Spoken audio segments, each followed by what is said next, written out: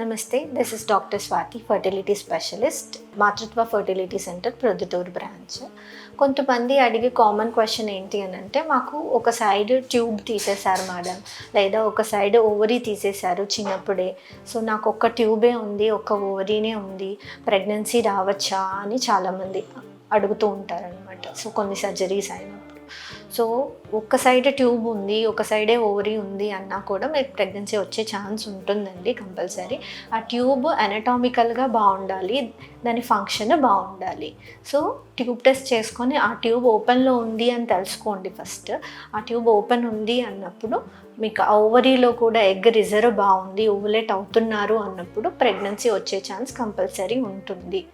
So don't worry, ఒక సైడే tube ఉంది, ఒక సైడే ఓవరీ ఉంది, నాకు ప్రెగ్నెన్సీ రాదేమో అని భయపడాల్సిన అవసరం లేదు. ఖచ్చితంగా ప్రెగ్నెన్సీ వస్తుంది, బట్ అందరిలాగా కాకుండా మీకు కొంచెం టైం పట్టే ఛాన్స్ ఉంది.